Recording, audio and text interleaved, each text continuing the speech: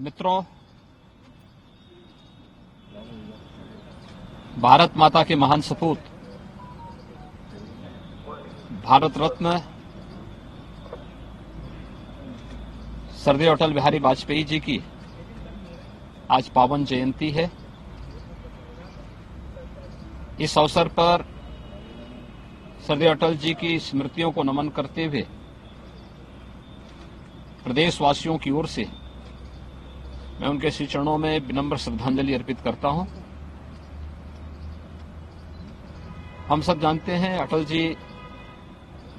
भारत की राजनीति के अजात शत्रु थे। भारत को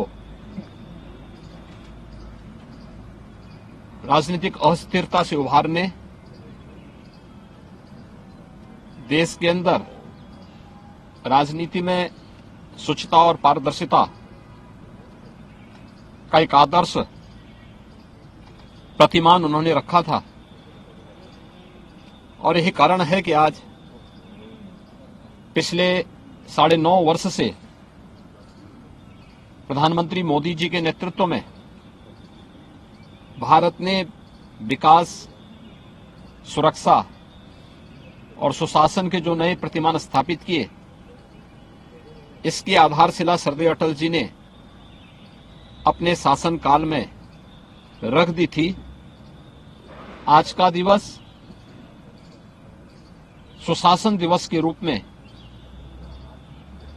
भारतीय जनता पार्टी भी और सरकारें भी आयोजित कर रही हैं, स्वर्गीय अटल जी का स्मरण कर रही हैं और जिन मूल्यों और जिन आदर्शों के लिए स्वर्गीय अटल जी ने अपना जीवन जिया था, उन मूल्यों और उन आदर्शों के प्रति पूरी प्रतिबद्धता के साथ लग करके कार्य करने का संकल्प भी ले रही है। स्वर्गीय अटल जी का यह वर्ष जन्म शताब्दी वर्ष की शुरुआत भी है। हम सब जानते हैं कि 25 दिसंबर 1924 को मध्य प्रदेश के ग्वालियर में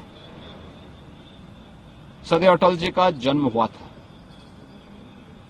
लेकिन ये उन्होंने अपनी कर्मभूमि के रूप में तो उत्तर प्रदेश को चुना ही,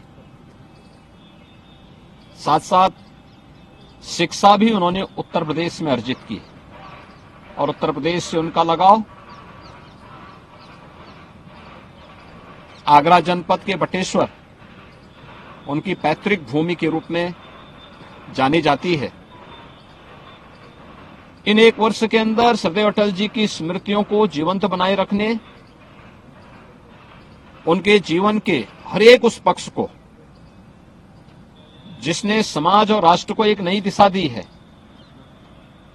सार्वजनिक जीवन में स्वच्छता और पारदर्शिता कैसे होनी चाहिए, इसके लिए प्रशासन की दक्षता को बढ़ाने के लिए जहां सरकार नई दिशा में प्रयास करेगी, वहीं साथ ही साथ